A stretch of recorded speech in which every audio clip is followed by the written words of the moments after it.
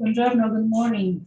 Welcome back to our Rome Book Club titled Primo Levi's The Truce, A Guide to Returning to Life. This will be our third and last appointment with this book club, which has helped us not only learn and reflect on Primo Levi's book and life, but also to expand in new directions the connection that our gateway has with the Jewish community of Rome and the intellectual and scholarly interest in Jewish studies and literature that is cultivated by some of our colleagues here in Rome. I'd like to renew our gratitude to Professor Barry McCrea, Professor of English, Keogh Family Professor of Irish Studies, and concurrent Professor of Romance and Irish Languages and Literatures, who has been our guide in the reading of the Truce for this book. I will be happily leave the microphone to him in just a few moments to resume the conversation from where we left it during our last meeting. But before I do so, just a gentle reminder that questions for Barry are more than welcome at any time and can be submitted through the Google form that we're sharing with you right now. Also, a word of grazie, thank you to the people who make this program possible, including Costanza Montanari and Danilo Domenici here in Rome, campus staff, and as well as the co-sponsors for the book club series, the University of Notre Dame Alumni Association and Cullimore Abbey Global Center. As we did last week, today too, we're going to set aside the final 15 minutes of our live conversation for a breakout session so that you can continue to meet each other and discuss today's topic in small groups. We will hold these big breakouts at the end of the formal portion of the program. So if you wish not to break out, you may choose to leave the meeting at that point, as we will not be reconvening after the breakouts.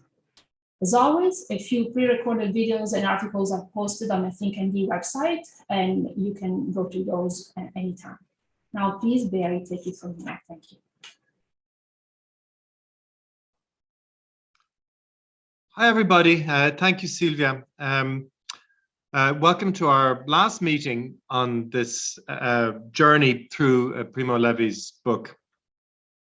So it's an end of a journey for us, and what we've read is the end of a journey. In fact, the end of several journeys for Primo Levi himself. And today I'd like to think about what we have learned from reading this, what we might take away from the experience of reading this book. One of the reasons I'm asking this is it's something I always ask about literature. I think literature is there to help us learn things, but also because this book in particular is about learning. What we have in a concentrated and in ways disguised form is a compendium of all that Levi learned on his journey after the war. So how does he get home? What happens when he finally reaches the promised land of his family apartment in Turin? He says, I reached Turin on October the 19th after 35 days of travel. The house was standing, all the family alive. No one expected me. I was swollen, bearded, and ragged, and had difficulty in making myself recognized. So in this apparently simple description of his arrival, we can see an example of the way in which what Levi writes is often more complex than it appears on the surface. I think that there is a reference here when he says, I was swollen, bearded, and ragged, and had difficulty in making myself recognized. There's a reference there to Homer's Odyssey, when Odysseus, the hero, after 20 years of sailing the Mediterranean after the Trojan War, comes back home, and nobody recognizes him anymore, including his wife. So this is probably a memory of Levi's, but he's also subtly making an allusion to classical literature. The reason he's doing that, I think, is to highlight a key lesson that we have at the end of this novel, which is that no one is the same at the end of a journey as they were starting out. The idea of a return itself is an illusion. The house may be the same, the house may still be standing, but the traveler is not the same person who started out. So the idea of a return in that sense is an illusion. We only move ahead. We never move back. We also learn something else from the description of his return, which is that every return is provisional. And especially in this case, this journey has been a truce. It hasn't been a definite ending or a definite return or restoration. It has been, as the title suggests, a truce. The last word of the novel, of course, is wake up in Polish, wstawać. It's the memory of Levi has from Auschwitz of hearing the dawn call in the morning for the prisoners to get up. But the word is wake up. And the last section of the novel is called the Reawakening, il risveglio in Italian. And the US translation, or at least the earlier US translation of this novel, used that as the title for the whole work. So we end up with the word awake, wake up, and the idea of reawakening central to what's happening. And this has the idea of reawakening or wakening here has different meanings. First of all, we have the meaning that matches the opening part of the novel, the thaw, the sense of coming back to life after being in a form of death or numbness or sleep or frozenness. So we have that very basic sense of reawakening. This novel has been about becoming reattuned to the world, coming out of some sort of slumber, moving from death slowly back to life. But it also has a sinister meaning. Levi is haunted, as he tells us in the final page, by a recurring dream within a dream. This is the dream. Everything collapses and is destroyed around me. The scene, the walls, the people, and the anguish becomes more intense and more precise. Everything is now turned into chaos. I am alone at the center of a gray and murky void.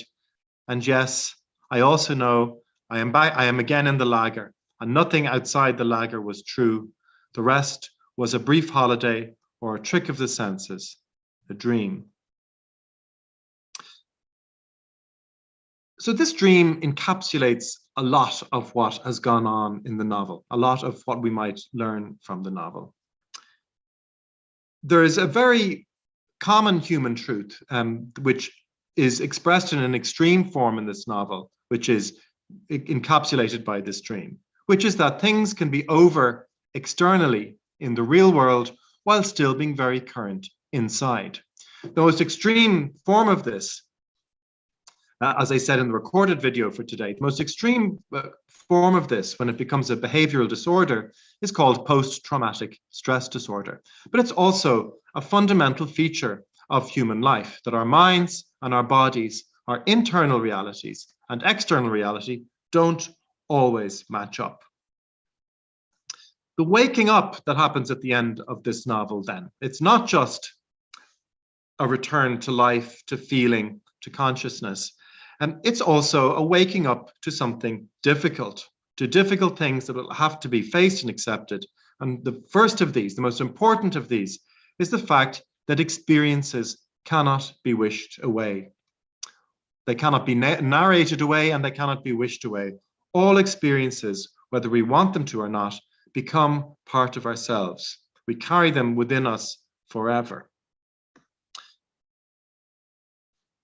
That's why I think it's important that we read this book and understand the genesis of this book. It's not just a memoir. It's not just an account of what Levi remembers of these 9 months between the liberation of Auschwitz and his return home.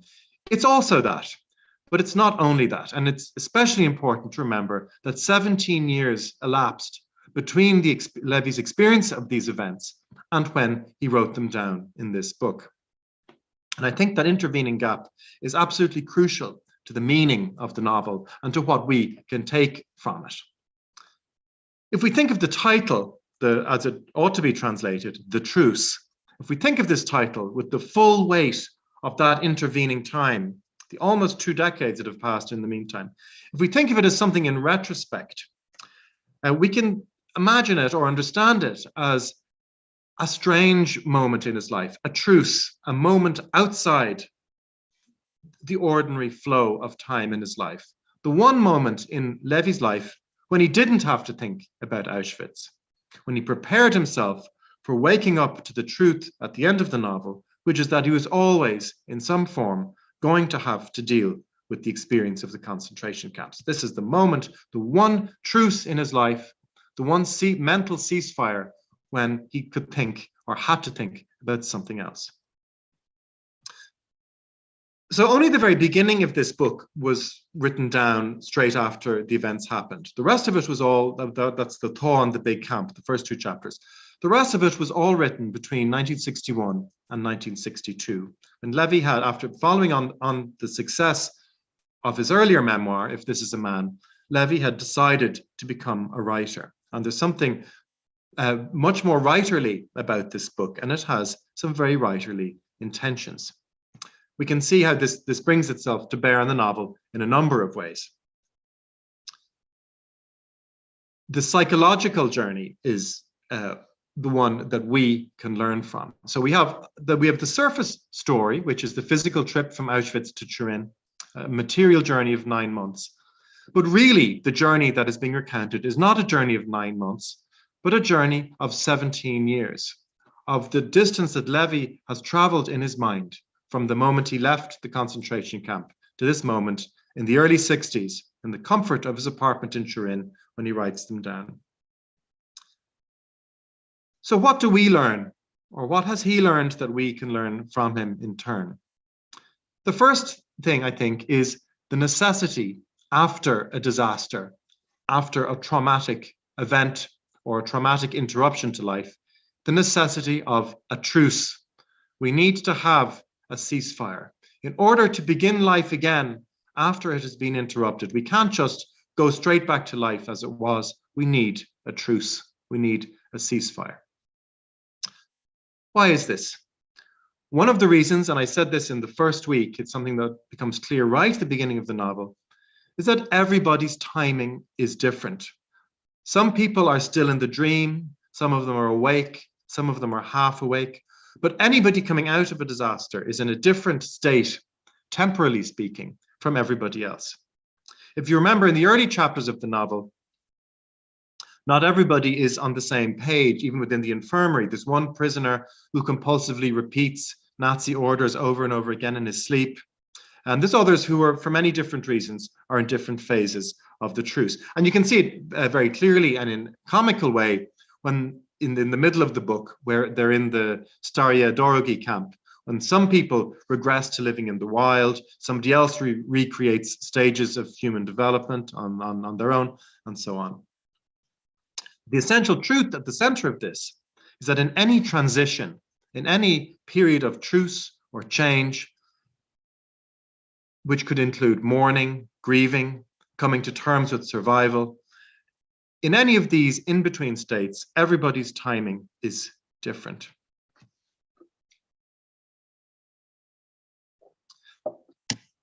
Levi is a survivor. This is the work of a survivor, including a psychological survivor.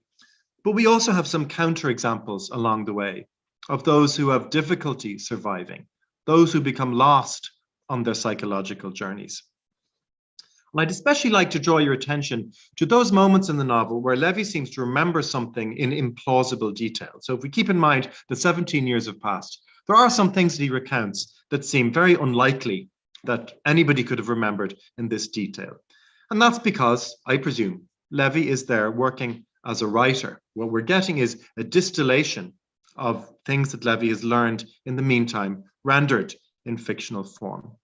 So I'd like to think about some of these things, that I think in these moments, no detail is superfluous. After 17 years, the hand of the writer is not guided by memory, but by what you might call lessons, by ideas and wisdom that he has derived in the meantime. Everything is there for a reason. So I'd like to look at this chapter in the called The Dreamers. And in a book that begins and ends with waking and sleeping, and especially that ends with the evocation of a dream, I think we are invited to pay particularly close attention to a chapter entitled The Dreamers. And in this chapter, in fact, the chapter really consists in a way of a series of examples of people who are lost in the psychological woods, who are stuck on their psychological journey home. We have one person, Trovati, who's paranoid. He has the story that back in his earlier life, he was followed and tricked, and over and over and over again, he replays his trial. This is how Levi describes it. His legendary trial was at the center of Trovati's cloudy memory. He relived it in every moment of the day. He spoke of nothing else. And often, in the evening after dinner, he forced us all to indulge him and perform his trial as a sort of medieval religious pageant. Here we have a trauma, a form of post-traumatic stress disorder, where the same event is repeated on a loop. In order to survive, in order to get home psychologically, part of the necessary truce is for the trauma or the drama of persecution. The sense of being persecuted needs to be laid aside. This doesn't mean that people have not been persecuted, nobody more than those who were interned in Auschwitz. But during the truce, if one is to really make it home, make it to the other side of this, the trauma of being persecuted needs to be not replayed, but laid aside. There's another example in the same chapter, the Moro from Verona. And this is an older man who lies in permanent anger on his bunk in the middle of the room. He almost never got off his cot, Levi says. This man represents immobility, and that's obviously an important idea in a novel that is about completing a difficult journey. There's something troubling always about immobility in a novel that is about trying to get somewhere, get home. And in this case, the case of this character, immobility, the inability to move on, is connected to anger. This is what he says about him. In his breast, a gigantic but undefined anger boiled without respite, a senseless anger against everyone and everything, against the Russians and the Germans, against Italy and the Italians, against God and men, and then finally he says, against himself. So here again we can see the importance of a truce. The reason why a truce, a mental ceasefire, a suspension of judgment and blame is necessary. It's because anger ultimately is always turned upon oneself. It's not to say that there isn't a moment for anger, but in this key moment of transition back to life, anger is something that is only going to end up turned back on oneself. So I'd like to continue thinking before I hand it over to questions about other things that are remembered in other moments that are remembered in apparently implausible detail. And I'd like you to think about these and their meanings, because I think they contain in a concentrated form some of the lessons of the book.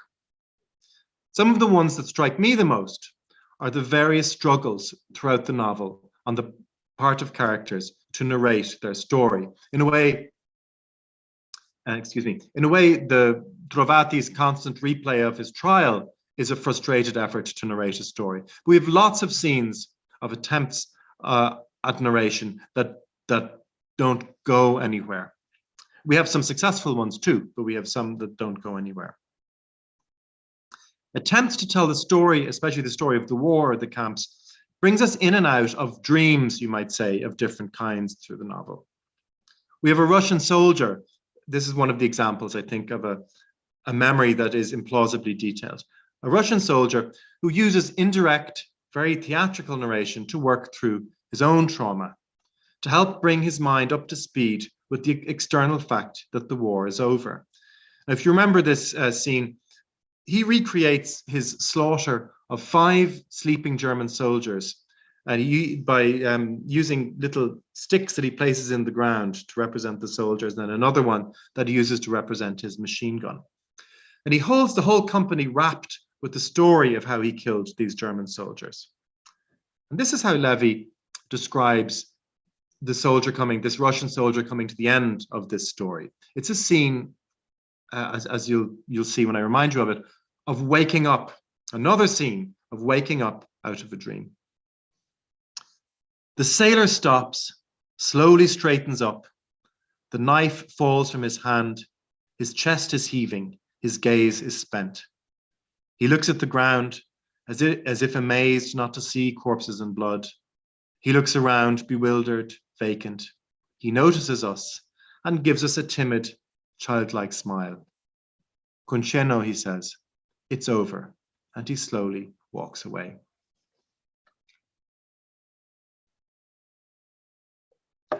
So the last one I would like to look at, and I'm hoping you might talk about this particular one when you go into the breakout groups. Those of you who stay for the breakout groups, this is one I'd like you to discuss among yourselves. For me, it's one of the most, the strangest and most striking and most, in a way, upsetting moments in the whole novel. And it's strange and, to me, a sign of Levi's great genius that this apparently frivolous moment is one of the most emotionally impactful. And it's the moment in one of the many theatrical reviews that are put on in these camps that are given to us in great detail. It's a moment when the people on the stage perform a nonsense song called The Three-Cornered Hat. So it's a song that's also a sort of a game. It's a kind of a mime as well as being a song. And as they repeat the song, one by one, key words gradually get replaced by gestures. So there's my hat. So you remember how it goes. As they continue repeating the fairly nonsensical song, each time they replace a different word with mimed gesture. So the song gets more and more mute. It's supposed to be funny. That's the idea of it's a nonsense song. It's a kind of a party game. This song with the words replaced by gestures. But this is how Levi describes the gradual silencing as the singers. He says it was full of symbolic and disquieting resonance, because as the silences accumulated, it seemed that life, along with voice, was vanishing from them. I think in these silences, the moments, the gradual covering over of words by gestures, of sung words, by physical gestures, we have an encapsulation of what is happening in the truce that is this novel. The novel quietly emphasizes the importance of pauses, of temporary silences and omissions, moments that allow what is unsaid to be present in the minds of people without becoming obsessive repetition or dramas of, for example, of persecution or anger. You might say, in fact, that the whole of this novel is one of these pauses. The truce is like one of these pauses in which huge things, griefs and confusions that are too vast to look at head on, at least right away, are confronted under the surface, in the margins and indirectly. The final thing I would like to leave you with as a lesson we might draw from this novel is that narration, as I've said from the beginning of this course, from week one, narration, the telling of one story, the recounting of events is absolutely crucial for survival. It's the key mechanism in the truce, during the period of a truce. That's true, but if you think back on the novel as a whole of what we've been given, we don't get that much of Levi himself. We don't get many stories that are just about him. This is a book of watching and listening. That's also the awakening that the novel is referring to at the end, being awake to others. That finally, for Levi, if one really wants to survive, really come back to life, much more important than telling your own story is of listening attentively to the stories of others. So that's what I have to say to you today to finish off. So have a look now and see if there's questions coming in. I would, as well as questions, by the way, please feel free to offer moments in the text that really spoke to you, that you found stayed with you. And just if you don't have to phrase it as a question, you can also phrase it as a comment or a reflection. So here's a question from Christine Donnelly. She writes, one thing that really resonated with me was in chapter 13, Holiday, where Levi describes life at Staria Dorigi like living in a regime of limbo. With the announcement of the latest corona variant Omicron, I very much feel as if we are living in a relentless regime of limbo. When will life ever return to some sort of new normal? Without the lack of guidance from authority, how do we conduct ourselves during this time? So I wonder what Levi has to say to us about a question like that. I suppose the first thing, which I said earlier on today, is that any ending is always provisional, and that there is a limited use in looking to the future. We have to remember the limits of our own knowledge, account for what has happened to us up to now, and maybe linger in that for a while. That trying to predict the future is not going to make anybody happy. It's not going to bring any relief. But to think on what we've survived up to now, how we have survived it, and I suppose rely on ourselves to be able to survive it again. There's a question from John Kuntz. Is it possible that the writerly Levi, more conscious as he presumably is of his craft, identifies with Odysseus not only symbolically, but also psychologically? Odysseus is known as a crafty hero. Are there possible more implications suggested here, especially with respect not only to living the narrative, but writing it? So I don't know how familiar all of you are with Homer's Odyssey, but it's a text that comes up in different forms when Levi is thinking about both his time in the concentration camps and afterwards. It's a text that meant a lot to Levi. It's a story, and probably most of you know at least this part of it. It's a story of a soldier who is delayed on his return home to the island of Ithaca after fighting the Trojan War. He keeps, every time he thinks he's about to get home, there is another delay or interruption to his journey, until finally, 20 years later, he makes it home to his wife, Penelope. And there are a number of reasons why this figure was inspirational, you might say, to Levi. One of them, I think, is that Odysseus sets off with a lot of men, with a lot of soldiers and sailors with them, but he's the only one who makes it home. So I think he sees in Odysseus the burden of the survivor, the tremendous psychological burden that the survivor has to also, I suppose, the guilt that the survivor carries of being the only one who makes it home. I think the craftiness, as John suggests, is also part of it. He's known as the wily Odysseus, and something that this book really appreciates is the stratagems and wiles that people come up with to survive and protect themselves, both materially and psychologically. But there's also the fact that along with the sadness of surviving, of being the loneliness of being the one that gets home, the Odyssey is also an enormous profusion of narrative. That we get a vast and enchanted world is given to us by following the adventures of Odysseus. So we have, which is true, something that is the case throughout this novel, that we have simultaneously terrible sadness, solitude, and longing and separation, and an abundance of joy and vitality. So the next question is from Helen Vike.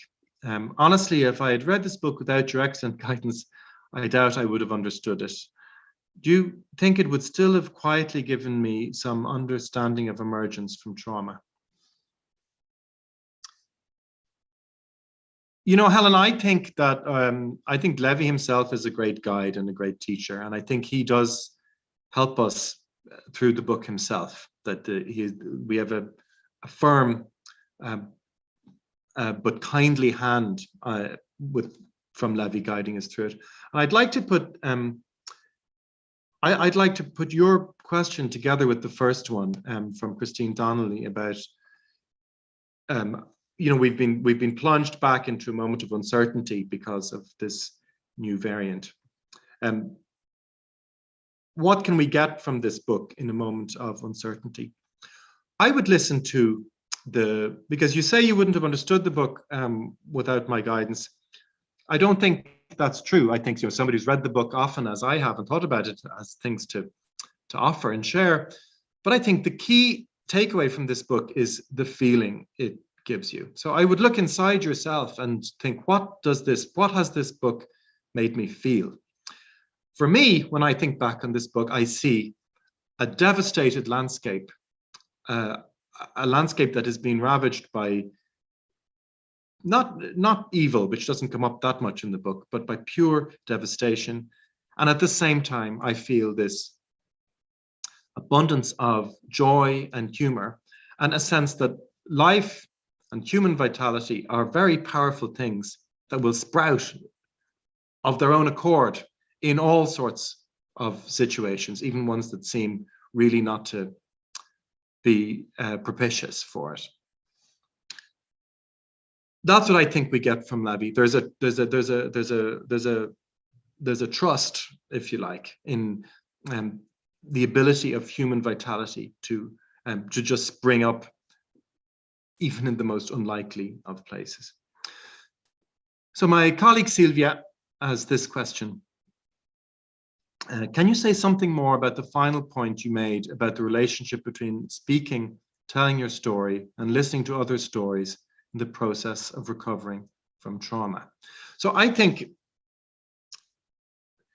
the first thing this novel does is account for facts, but it accounts for them in a very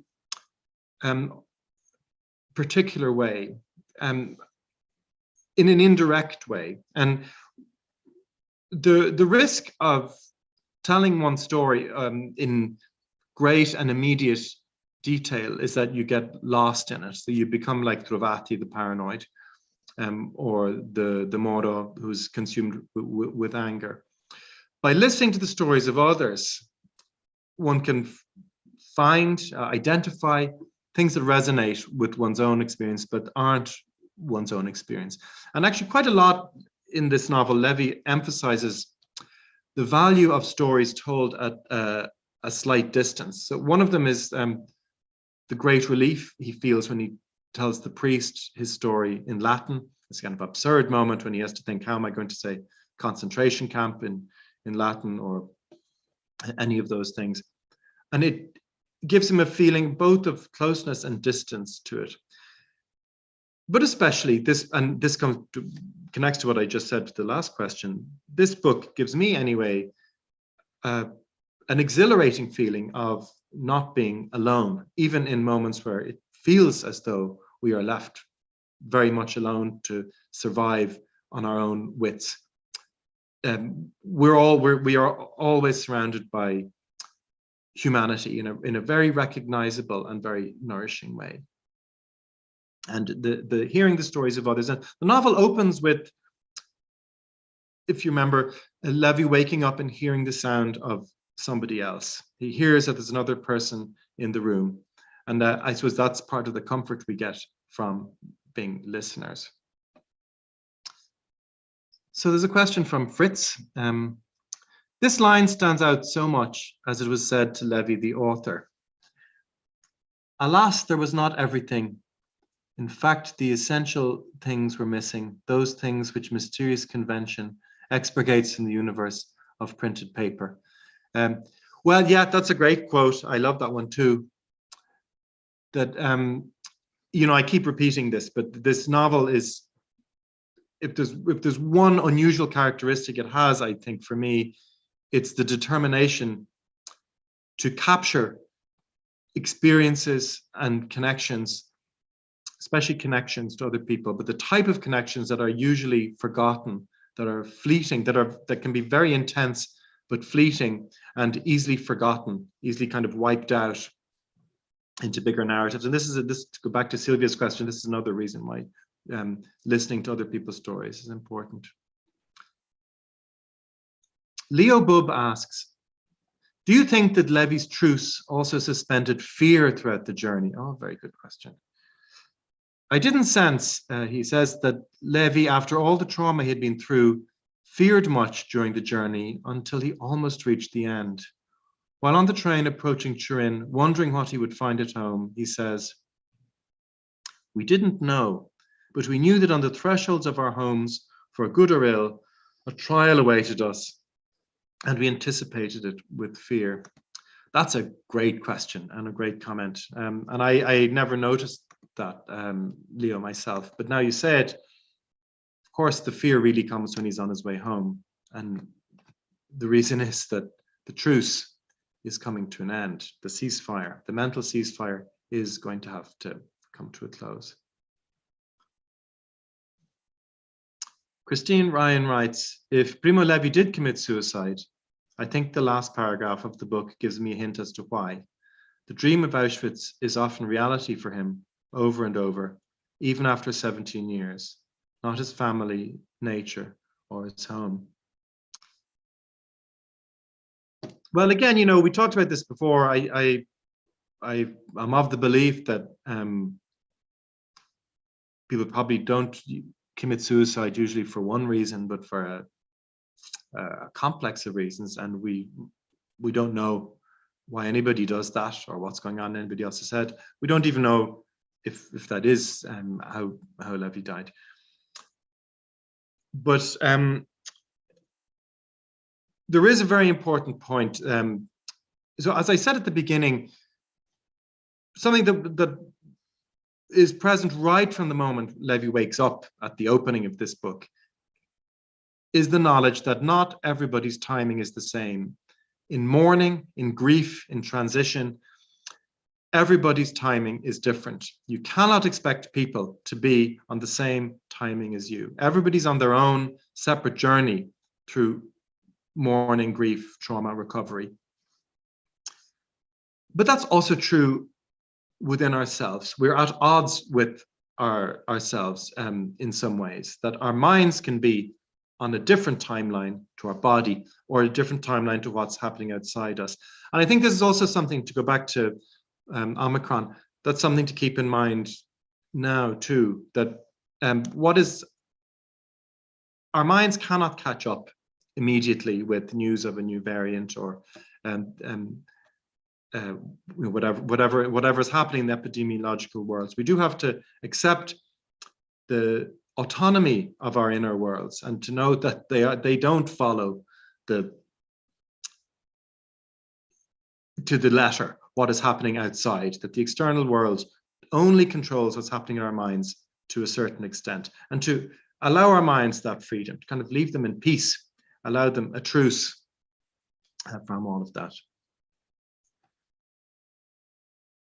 So from Emer O'Dwyer, surely there were moments of brutality among survivors and those like Levi on the road in the 9 months spanning the Nazi surrender. Why does Levi not mention them? Certainly he was aware of them. Yes, I think that you're probably right, Emer, and there are kind of hints along the way to that. And even if there's not, there's certainly the very fresh memory of terrible brutality. I think that is part of the meaning of the title, that it's a moment, it's a truce. And you know, before you go into breakout rooms, maybe this is the idea that I maybe most like to leave you with, that when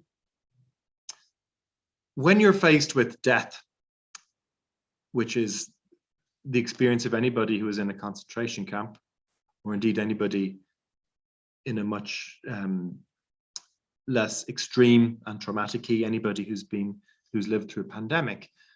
When you're faced with death, this novel suggests that what you think about then is the preciousness of life, not the horror of death, but the preciousness of life. So what becomes visible and important and significant and meaning-making is the opposite to brutality, but solidarity, cooperation.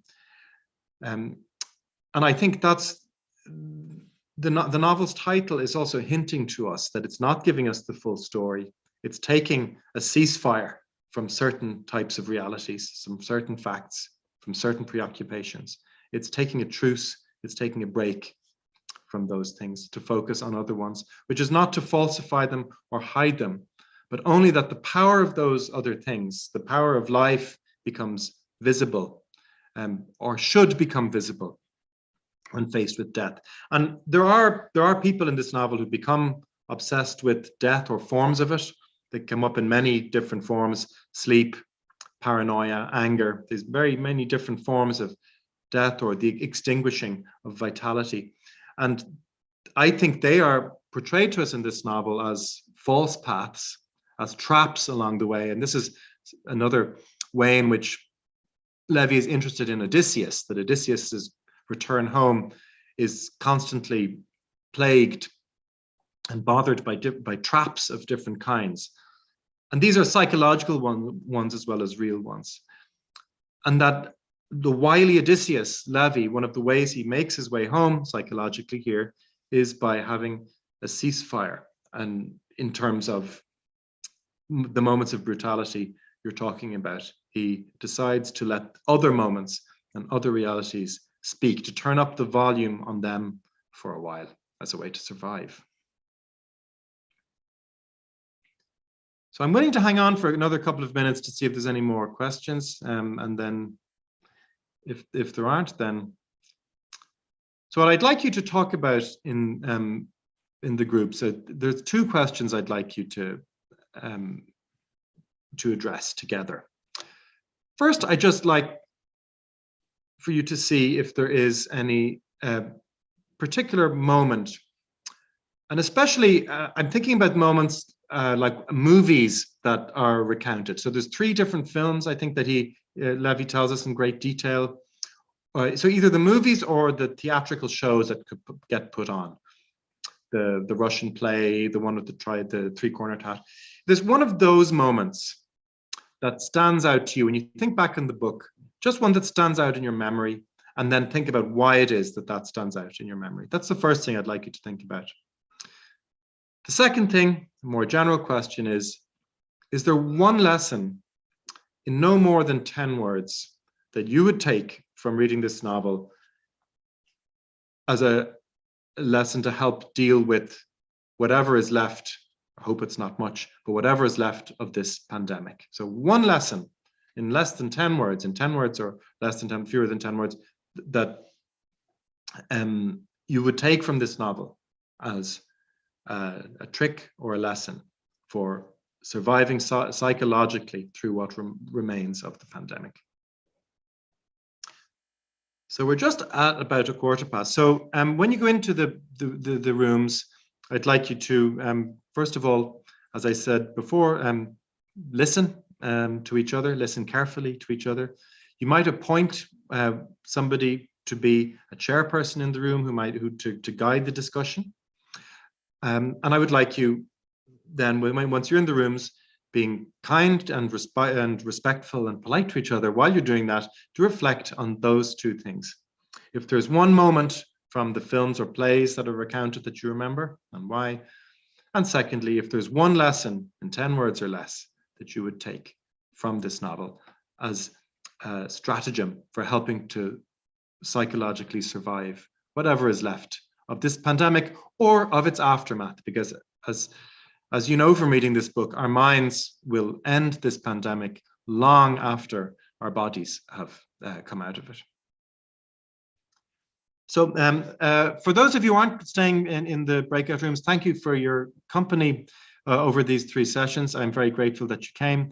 And I'd like to take this moment myself to thank Danilo, Costanza, and Sylvia. It's been a pleasure doing this. Thank you, Barry. Thank you, everyone, from us as well. Here's our team. Yeah, we invite you to join our mailing list too. That's been shared right now in case you want to follow our future initiatives. Happy holidays. And yeah, we hope to see you again through the web or in Rome.